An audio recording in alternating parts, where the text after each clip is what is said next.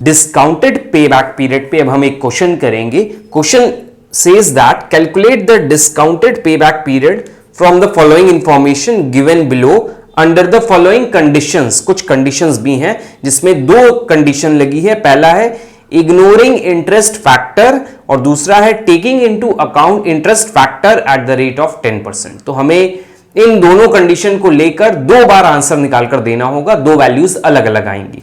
हमें पे back period निकालना है जिसमें डिस्काउंटेड पे बैक पीरियड बोला है। तो देखिए पहला है इग्नोरिंग इंटरेस्ट फैक्टर। अगर हम इंटरेस्ट फैक्टर को इग्नोर करेंगे तो ट्रेडिशनल पे बैक पीरियड जो है वो निकल आएगा। अगर हम इंटरेस्ट फैक्टर को कंसीडर करेंगे तो मेरा डिस्काउंटेड पे बैक पीरियड निकलेगा।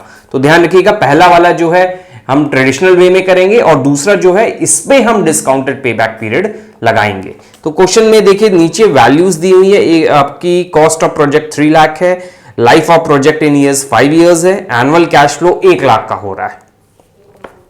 प्रेजेंट वैल्यू फैक्टर के लिए वैल्यूज भी दे दिए तो बहुत ही अच्छा है, आपको टेबल रेफर नहीं करना पड़ेगा। तो हमें 5 इयर्स की वैल्यू दी है प्रेजेंट वैल्यू फैक्टर जो 10% के अकॉर्डिंग डिस्काउंट किया गया है। तो 0.909, 0.826 एंड सो ऑन। तो चलिए हम क्वेश्चन को सॉल्व करते हैं। तो सबसे पहले हम क्या करेंगे, फर्स्ट पार्ट जो है इसमें इग्नोरिंग इंटरेस्ट फैक्टर उसको लेके क्वेश्चन सॉल्व करते हैं। तो पहले हम डेटा लिख लेते हैं जो भी क्वेश्चन में रिक्वायर्ड है। सबसे पहले क्वेश्चन में इनिशियल इन्वेस्टमेंट जो है हमारी क्वेश्चन में देखिए 3 लाख रुपीस की गई है। तो हमारा जो कैश आउटफ्लो है initial investment that is your 3 lakh cash outflow. हम यहां लिख लेते हैं इनिशियल इन्वेस्टमेंट 3 लाख और एनुअल कैश इनफ्लो जो हो रहा है 1 लाख। तो हमारा जो ट्रेडिशनल मेथड का फॉर्मूला था पे बैक पीरियड का that is initial investment upon cash flow. तो initial investment 3 lakh, cash flow 1 lakh. I think बहुत इजी हो गया आपका। 3 लाख अपॉन 1 लाख अपॉन 1 लाख। तो इसको जब हम कट करेंगे तो 3 इयर्स मेरा पे बैक पीरियड निकल आएगा। तो ये तो हो गया इग्नोरिंग इंटरेस्ट फैक्टर। हम इग्नोर करेंगे तो 3 इयर्स पे बैक पीरियड निकलेगा। अगर हम सेकंड केस को देखें तो सेकंड केस में हमें डिस्काउंटिंग फैक्टर को कंसीडर करना है। तो चलिए हम डिस्काउंटिंग फैक्टर को कंसीडर करते हैं और हमारे पास वैल्यूज दी हुई है तो उन वैल्यूज को लिखना होगा। तो ईयर्स कितने हैं, 5 इयर्स की लाइफ है तो हम 5 इयर्स लिख लेते हैं। Annual cash flow 1 lakh each.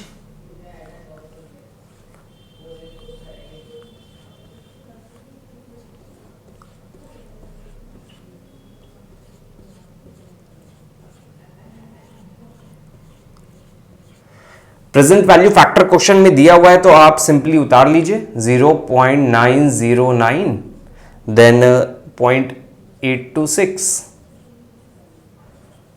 Then 0.751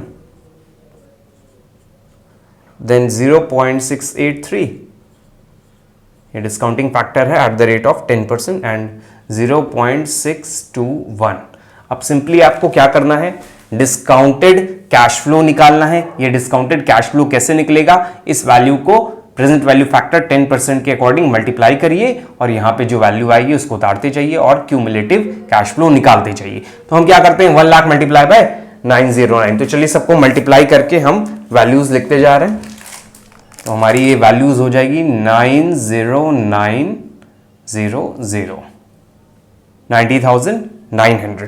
तो नेक्स्ट लिख लेते हैं 82,600 देन 75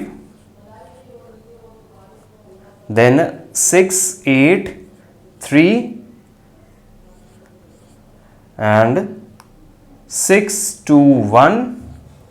तो अब हम क्यूमुलेटिव निकालेंगे। क्यूमुलेटिव कैसे निकलता है, ऐड करते जाते हैं जैसे आप CF क्यूमुलेटिव फ्रीक्वेंसी निकालते हैं। तो फर्स्ट इज 90900 देन इसको इससे ऐड करेंगे, यहां वैल्यू लिखेंगे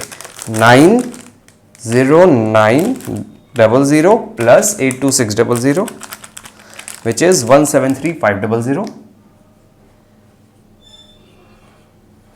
अब इसमें ये वैल्यू और ऐड कर देंगे प्लस 75100 248600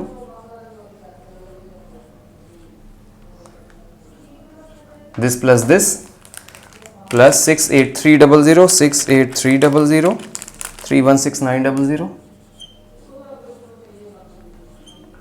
this plus 62100, 379,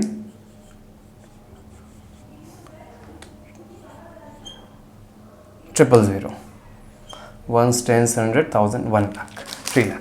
तो देखिए हमारा जो भी एनुअल कैश फ्लो था मैंने उसको डिस्काउंट करवाया, तो डिस्काउंट कराया 10% के अकॉर्डिंग प्रेजेंट वैल्यू जब मैंने निकाली तो ये सारी प्रेजेंट वैल्यू निकल कर आई और उसका क्यूमुलेटिव ये निकला हुआ है। तो चलिए अब हम आते हैं डिस्काउंटेड पे बैक पीरियड के फॉर्मूले की तरफ, जो हमारा आपका देखिए ये जो सिंपल फॉर्मूला था ये इवन कैश फ्लो के लिए था, मतलब एक तरह का कैश इनफ्लो हो रहा है 1 लाख 1 लाख 1 लाख। ये अनइवन कैश फ्लो है, तो अनइवन कैश फ्लो क्योंकि देखिए हर साल अलग अलग तरह की वैल्यूज हमारे पास मिल रही हैं। यहां तो आपका 1 लाख ईच था लेकिन हमको डिस्काउंट कराना था प्रेजेंट वैल्यू फैक्टर की हेल्प से, तो आपका जो कैश फ्लो फाइनल निकल कर आया दैट इज योर अनइवन। तो अनइवन के लिए फॉर्मूला ये था जो मैंने आपको पेबैक पीरियड के टाइम पर पढ़ाया था। तो अब हम उस फॉर्मूले को लेकर डिस्काउंटेड पेबैक पीरियड निकालेंगे। तो देखिए यहां पे E प्लस बी बाय सी इंटू 12 मंथ्स का है। तो E क्या है पहले हम आपको समझाते हैं। E is number of years immediately preceding year of recovery. तो हमारा रिकवरी अमाउंट 3 लाख है, मतलब 3 लाख जब मेरा रिकवर हो जाएगा तो मतलब मेरा कैश इनफ्लो पूरा आ गया वापस और पेबैक पीरियड पता चल गया। तो ईयर ऑफ रिकवरी क्या लिखा है, number of years immediately preceding year of recovery. तो ईयर ऑफ रिकवरी कहां से आ रहा है, देखिए 3 लाख यहां पे पूरा रिकवर हो जा रहा है, तो इसके प्रीसीडिंग पहले कितने साल लगे, 1 2 3 साल। तो ये E क्या हो गया आपका 3 ईयर्स, प्लस B क्या है अब देखते हैं, balance of amount of investment to be recovered. यहां पर कितना अमाउंट था 2,48,600, हमें टोटल अमाउंट कितना लेना है 3 लाख, तो बैलेंस कितना बचा 3 लाख माइनस दिस। तो हम यहां पे B कैसे निकालेंगे, यहां पे हम लिख देते हैं आपको 3 लाख माइनस 248600, ये हो गया अपॉन C इंटू 12। तो हम यहां पे इंटू 12 कर दे रहे हैं, इंटू 12, और C क्या है उसको देख लेते हैं, cash inflow during year of final recovery. तो यहां पर C का यूटिलाइजेशन होगा, तो C का है cash inflow during year of final recovery. तो फाइनल रिकवरी मेरी यहां पर पूरी हो जा रही है 3 लाख रुपीस। इस साल मेरा कैश इनफ्लो कितना हुआ है, ये हुआ है कैश इनफ्लो। आप इसको मत लिख दीजिएगा, रॉन्ग हो जाएगा, ये क्यूमुलेटिव है। कैश इनफ्लो डिस्काउंट करने के बाद ये है डिस्काउंटेड वाला। तो cash inflow during the year of final recovery 68300, 68300। अब इस पूरे को सॉल्व कर लीजिए, आपका डिस्काउंटेड पेबैक पीरियड आ जाएगा। तो 3 इयर्स यहां लिख देते हैं हम, प्लस अब इस पूरे अमाउंट को हम सॉल्व कर लेते हैं। तो इन दोनों को डिडक्ट करना होगा पहले हमें। 3 lakh minus 248,600 which is 51400 upon this is 0, 68300 multiply by 12। तो इस पूरे को हम सॉल्व कर लेते हैं डायरेक्ट और आंसर हम यहां लिख देंगे, multiply by 12 divided by 68300 which is 9.03। तो पूरा सॉल्व करने के बाद हमारी वैल्यू जो आई 9 मंथ्स आ रही है, 9.0। तो हम जो है फाइनल आंसर इस साइड लिख दे रहे हैं, आंसर इज 3 years 9 months।